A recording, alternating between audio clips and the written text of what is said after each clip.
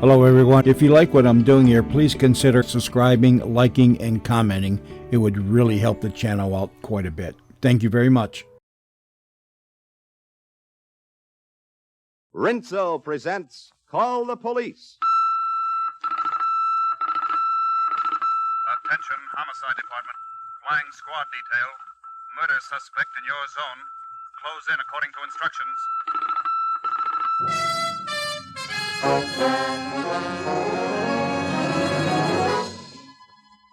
Between you and the evil outside the law, between you and the housebreaker, the kidnapper, the murderer, stands the policeman of your community. He gives up his sleep that you may sleep unafraid. He gives up his safety that you may be safe.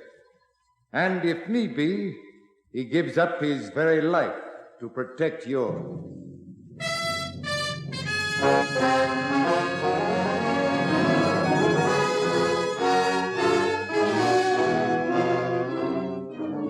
The Lever Brothers Company, makers of Triple Action Rinso, bring you Call the Police, a new series of realistic radio dramas inspired by the courageous work of police departments all over America.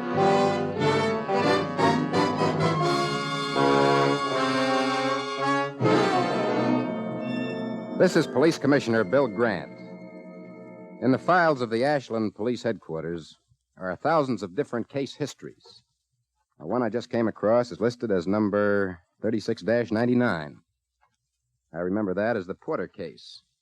That all started in a little place just outside of the city, a dog kennel run by a man named Porter. One rainy spring morning, a 1932 Packard touring car drove up to the Porter house, and two men got out. Morning. Porter? Yes, I'm Mr. Porter. The name's Bliss. This is Mr. Langford. How do you do, Mr. Bliss? Mr. Langford? Nice little place you got here, Porter. I'll raise the finest dogs in this county. That's so? As a matter of fact, we just got a new litter of Airedales. Make you a good price. Funny coincidence, Porter. We got a little information, and we're going to make you a good price. What are you talking about? $50,000. And you better grab it at the price, pal. The kind of stuff we're marketing can jump $10,000 overnight. Now, what are you trying to sell me? Like I said, information. Nothing I want to know that's worth $50,000. Yeah, but there's something we don't think you'd want other people to know. Is this a joke? I doubt if your wife would see it that way. What's my wife got to do with this? Plenty, Mr. Porter. Plenty. Why, this is some kind of lousy blackmail racket. Mr. Porter, please. Look, Porter, Langford and me are registered at the Rex Hotel, and we ain't going to breathe a word to a soul if you drop in on us before midnight tonight. With $50,000. I haven't got that kind of money, and if I did have, you wouldn't get it. Your wife's got $50,000 in her own name. And don't kid yourself that we ain't going to get it.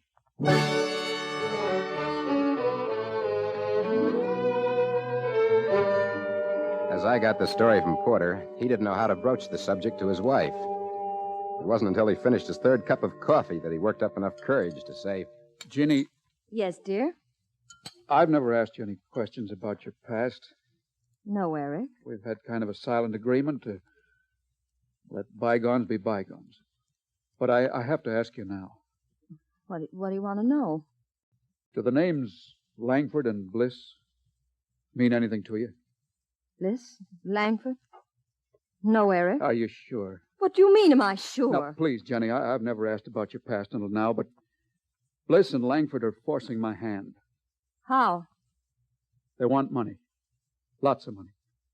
Every cent you have in the bank. For what? Blackmail. Well, Jenny? All right, Eric. I've been in jail. I didn't tell you about it before because I never dreamed you'd have to find out.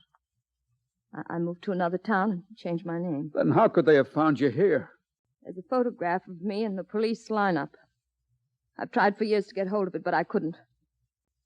So that's what Bliss and Langford are trying to sell for $50,000. Jeannie, I know where they're stopping. I'll give them a chance to listen to reason. People like that never listen to reason. Then I'll take matters in my own hands. Yes, Mildred? Miss Porter, I want to get the breakfast dishes. I hope the cream wasn't sour, Miss Porter, but that milkman never comes when he's supposed to. How long have you been standing in that door, Mildred? Well, just for a second, Mrs. Porter. You heard what we were saying, didn't you, Mildred? No, Mr. Porter. You sure? Yes, Mr. Porter, I didn't hear a single solitary word.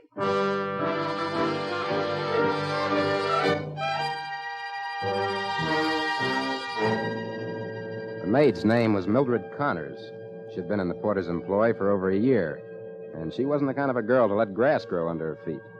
90 minutes later, she had persuaded Sergeant Maggio that her business was urgent, and she was in my office. And their names are Bliss and Langford, Commissioner. Uh-huh. And you heard Porter say that he was going to kill them. Is that it? Not in so many words, but that's what he meant. Well, what did he say, Miss Connors? He said that if they wouldn't listen to reason, oh, yes, he said he'd take matters in his own hands. Uh-huh. I see. Well, it scared me to death. When I walked into the room, I started talking about something else right away. And when they asked me what I'd heard, I said I hadn't heard a thing. Why? It's dangerous to know too much. Mm-hmm. All right, just keep this to yourself, Miss Connors, and I'll get in touch with you. You can depend on me, Commissioner. I came right straight here. I thought it was the safest thing to do. Mm-hmm. Oh, Miss Connors. Yes? The safest thing is not to listen outside of doors. Why, I'll get in touch with you, Miss Connors.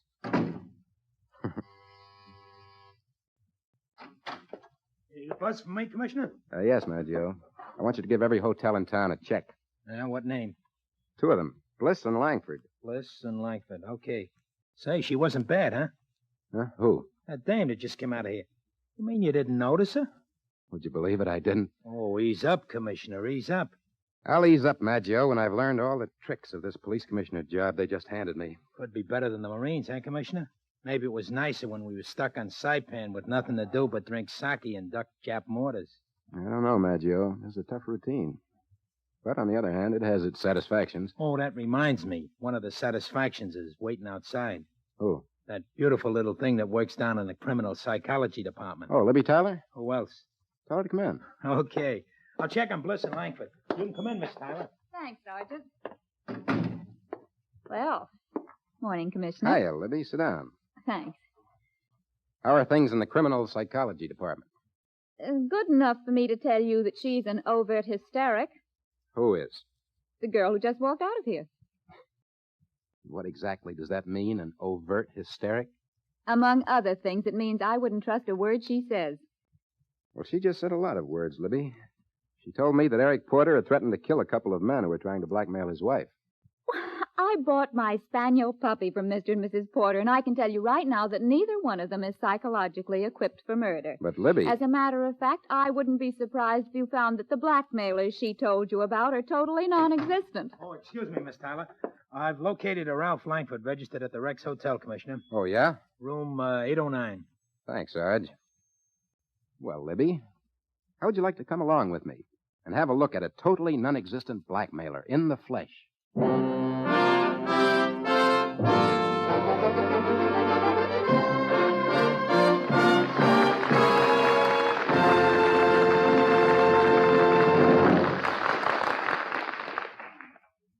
This whistle means suspicious characters at 8th and Elm. But this whistle... Of course. That's Rinso White and Rinso Bright. Till I tried Rinso, I never dreamed a wash could be so dazzling. Just look at my linens. They're like snow. And all my washable colored things are so bright and fresh, yet I've washed many of them dozens of times. Well, ma'am, there's a reason for Rinso's top results. You see, Rinso has a triple action formula that gives you a special soapy rich base, an amazing suds booster, and a marvelous grease chaser. Rinso's soapy rich base makes deep driving suds that get out stubborn dirt fast. Rinso's suds booster means heaps of suds, even in hard water. And Rinso's grease chaser goes after grease and grime, helps prevent yellowing of clothes, yet is easy on hands. So ask for Rinso for a dazzling wash, a wash that's Rinso White and Rinso Bright.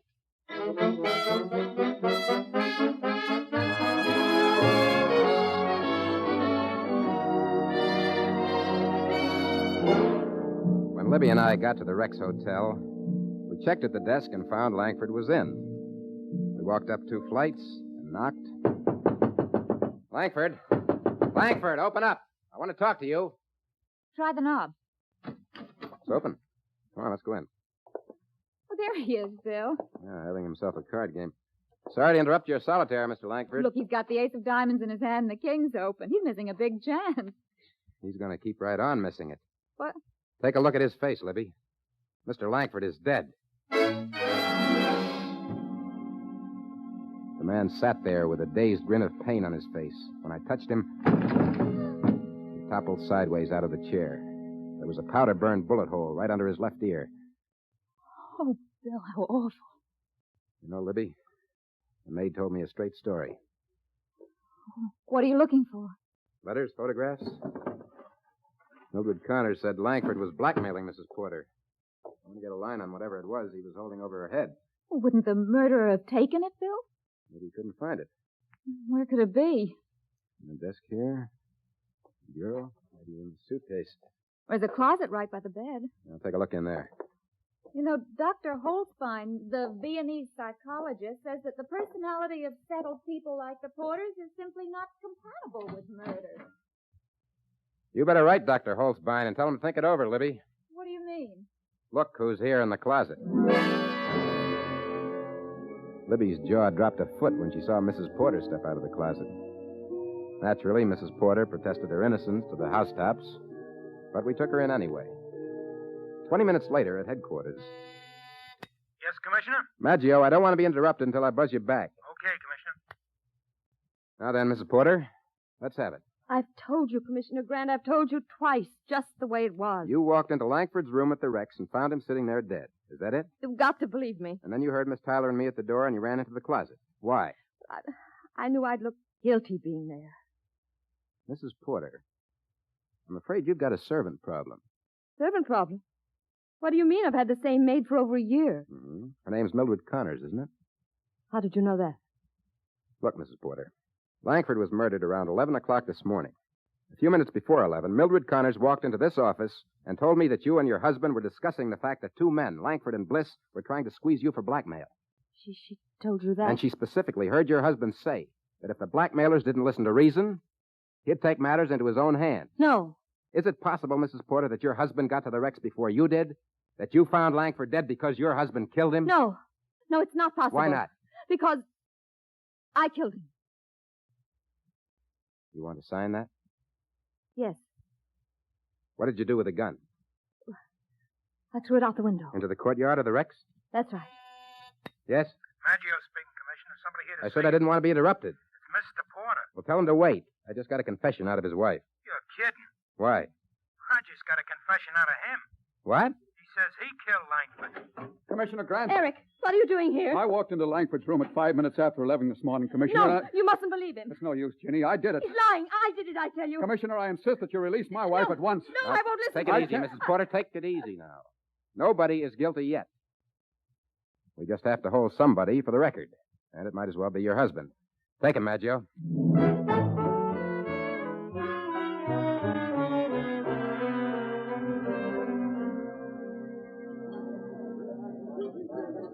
Eat your lunch, Bill. I'm not hungry. Too much breakfast? Too many confessions. Oh. It's hard to know which one of them is telling the truth. I don't know. Have you thought that maybe neither one of them is? Yeah. Still, we found Mrs. Porter on the scene of the crime. And you let her go. Not far, Libby. Is she being followed? Naturally. Besides, I can't be too definite about any of this until we find the murder weapon. Any idea where it can be? Mrs. Porter says she threw it out of the window of Langford's room. So? So Maggio's detailed a few of the boys to have a look for themselves. And if they find the gun? We let Porter go, wrap up his wife for murder. Hey, Commissioner. Oh, Maggio. Have a cup of coffee? No, but I could use a bottle of aspirin. What's the matter? I just heard from the boys. Yeah? There's a closed courtyard at the Rex, Commissioner. There's an iron door that hasn't been opened since 6 this morning. Anything thrown into that court from 6 on would have to still be there. Well? The boys went over every inch of it. No gun? No gun. And that's it. That's what, Bill? Mrs. Porter was lying to shield her husband. And you think he murdered Langford? I think he probably loves his wife, Libby. I think that he probably figured that she would kill Langford if he didn't beat her to it. Is this the go-ahead, Commissioner? Yeah, we'll get back to the office and indict Porter for murder. Hello, Miguelesco's lunchroom. Just a minute. It's for you, Commissioner. Oh, okay, Mike, thanks. Hello. This is Mrs. Porter. Yes? I want you to release my husband at once, Commissioner. Well, we've been all over this before, Mrs. Porter. Yes, but we haven't been over this. What time was Langford murdered? Sometime between 10:30 and a little after 11. It couldn't have been later or earlier. Only by a few minutes, one way or the other. Good. I want you to call Judge Hartley in the Chamber of Commerce building. Why? Because he'll tell you that my husband was there with him from 9 o'clock this morning until noon.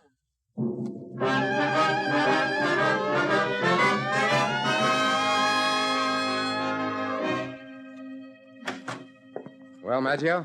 I just let Porter go. The alibi checked? Tight as a new pair of shoes. First, Mrs. Porter's guilty. Then Mr. Porter's guilty. And all of a sudden, neither one of them's guilty, and we're holding nobody. Stop pacing. It's a wonder I ain't out cutting paper dolls. I'm going outside where I can pace in peace. I know just how he feels. I don't. What do you mean? I'm not surprised at all. Oh, Libby. Face the facts, Bill. No two people who try to confess to a crime in order to protect each other are very likely murder suspects.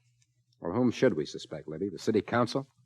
We should suspect the only one true criminal type left in the picture. You mean Bliss? Yes. Langford's pal. Nobody thinks of him. I've had a squad out looking for Bliss since 11:30 this morning, Libby. Oh.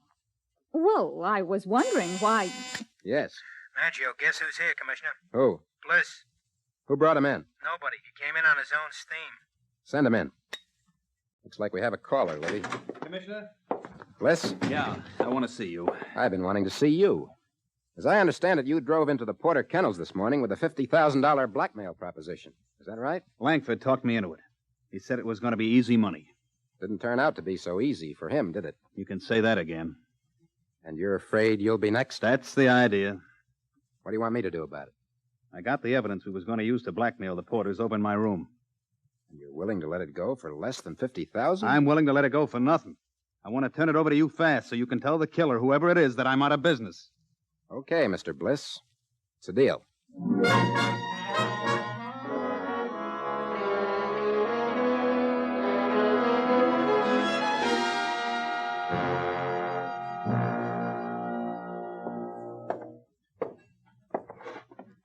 This is my room here, Commissioner.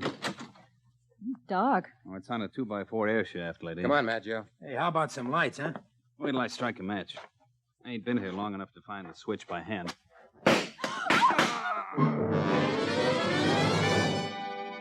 The slugs cut Bliss down so fast, the match in his fingers was still lit when he hit the floor. I grabbed for the light switch, but before I could get it, the killer was out of the window. And Maggio was after him down the fire escape. Libby found the switch, and together we bent over the body. Who could have done it, Bill? Somebody we know, Libby, looking for something they don't want anybody else to see. The blackmail evidence. What else? You think they took it? Maybe they took it, and maybe they burned it. What do you mean, Bill? The ashes in this fireplace are still warm. Notice? Oh. Empty that pitcher into the washstand, will you? Why? Go on. Okay. Now, give it to me. Thanks. Anything else I can do? Yes. You can help me see to it that Bliss's death doesn't break print for 24 hours. Why? Reasons. Oh. Are there reasons for you to be putting those ashes into that pitcher, Bill? Mm-hmm. I want to take them back to the laboratory for the boys to play with. How much can they tell you? I don't know exactly. But I'll have the report tomorrow morning.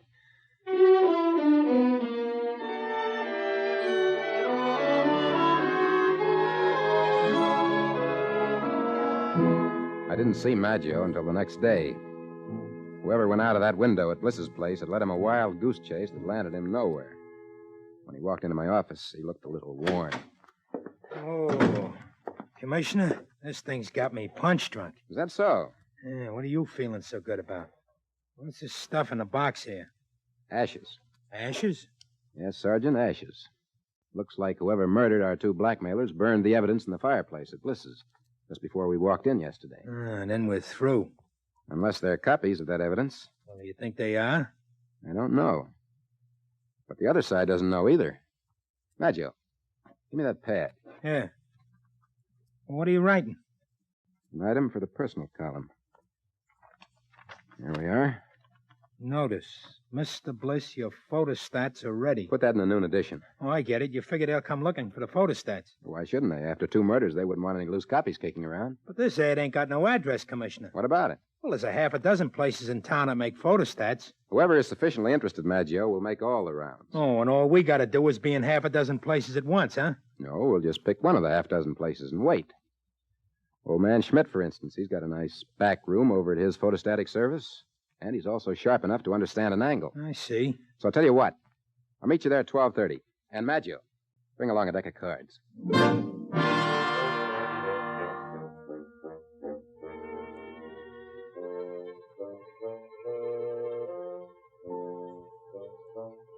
When we got to Schmidt's photostatic shop, we primed the old man, and then we played cards, stashed in the back room where we could have a full view of the proceedings. At 2:14, the door opened, and who walked in but Mrs. Porter? I've come for the photostats, Mr. Schmidt. Photostats? Yes. Mr. Bliss sent me. Oh, yes, Mr. Bliss. May I have them, please? Well, now, I'm afraid I can't give them to you without a note from Mr. Bliss. But you've got to... I mean, would it be all right if I could describe the contents? Yes, after all, if you know what they are, Mr. Bliss has probably taken you into his confidence. It's a photograph. A police photograph of the lineup in Detroit, Michigan. There's a woman in a white dress, third from the left. I see. May I have it now, please? I'm afraid not. But you said if I could describe the contents... But you haven't, my dear woman. I don't have a photostat of any such photograph. Oh. However, there are a couple of gentlemen in the back room who would like to talk to you. What?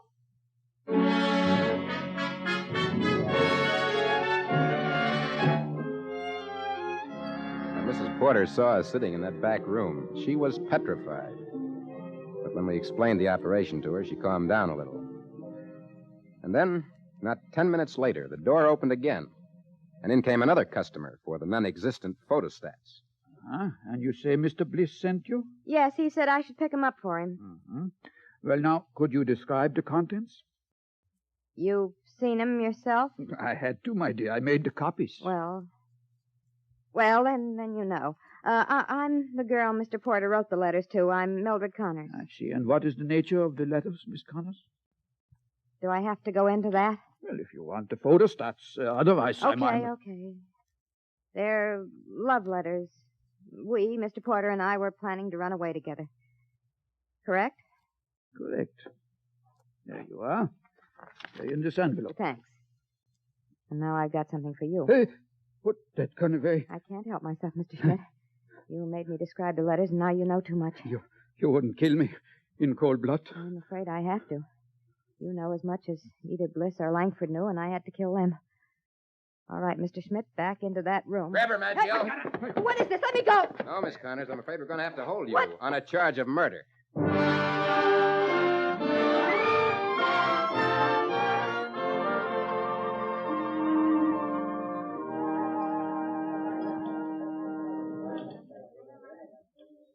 I'm awfully proud of you, Bill. Oh, that was a walk-away, Libby. But how did Mr. Schmidt know that Mrs. Porter's description of the photostats was wrong? Because Mrs. Porter was describing a photograph, and the lab report showed there was no trace of emulsion in those ashes. Oh, I See? see. Poor thing. She thought Bliss and Langford had that picture of her all the time. Sure. Her husband saw to that. He played on her guilt to make her think the blackmailers were hounding her instead of him and his Mildred. And that was a great trick of his, confessing to the murder. He's a slick customer. He knew he was safe. He was certain somebody would establish that alibi of his before we went on trial. Well, I must admit he fooled me a little. Well, that's okay. You're looking awfully pretty tonight, Libby. Well, thank you, sir. Anybody who's as pretty as you are, young lady, doesn't have to be right all the time. Well, thank you. Well, what do you mean, Bill Grant? I was right from the start. You were? Well, of course. I said in the first place that Mildred was an overt hysteric, which implies psychologically that she's capable of pulling a trigger. And you see, she committed both the murders. Whereas Mr. Porter is psychologically completely innocent. Libby, Porter is legally guilty as an accomplice. Oh, now, Bill, you've got to admit I'm right or you'll spoil my dinner. Okay, I admit it. Mildred's an obvious case. She's a very pretty girl. And very pretty girls this day and age get away with murder. Yes, sweetheart, they certainly do.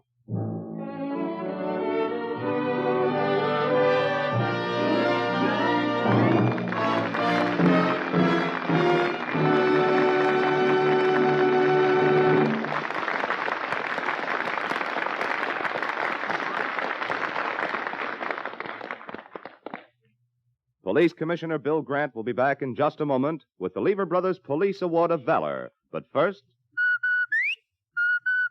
Rinso White and Rinso Bright. Rinso gives a dazzling wash every time. But you know, ladies, a smart detective checks his sources of information. And maybe you'd like to know how I'm so sure Rinso's tops. I, for one, would, Mr. Sims. Where do you get your information? From two authoritative sources. One from the fact that millions of American women prove their preference for Rinso by asking for it time after time. Two, from the fact that only Rinso has the recommendation of the makers of 33 leading washers. And no wonder, for Rinso's triple action formula contains a special soapy-rich base, an amazing suds booster, and a marvelous grease chaser. So you can be sure Rinso will give you dazzling results. A Rinso whitewash. With ease. A Rinso bright wash. With safety.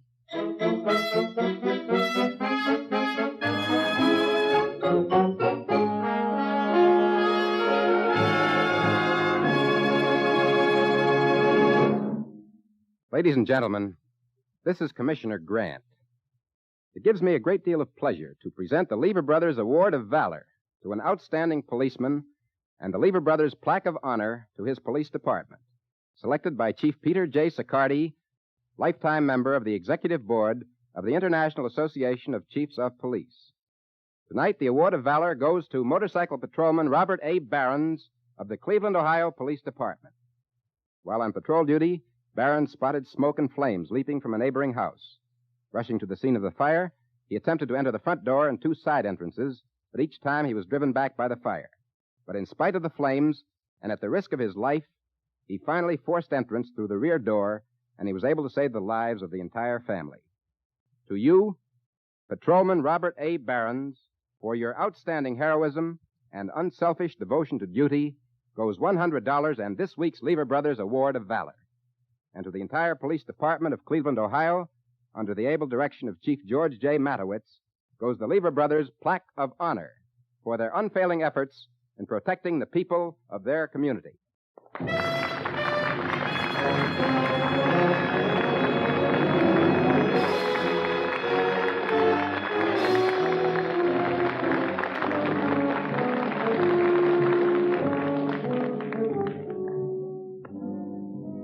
Call the Police stars Joseph Julian as Bill Grant and Joan Tompkins as Libby.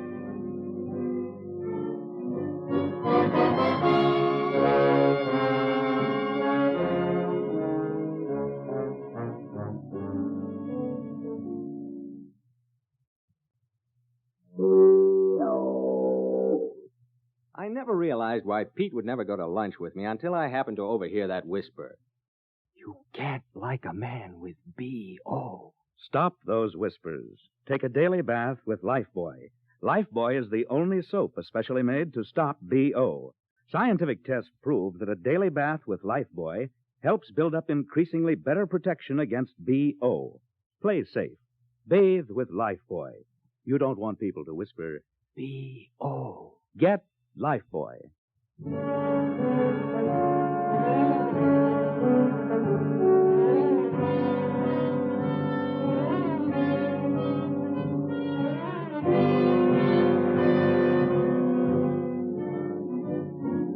Be sure to be with us next Tuesday night when Lever Brothers Company, the makers of Rinso, bring you another exciting, realistic police case. Next week, the case of the kidnapped killers. Tonight's script was written by Peter Barry. Music was composed and conducted by Ben Ludlow. J. Sims speaking. This is NBC, the National Broadcasting Company.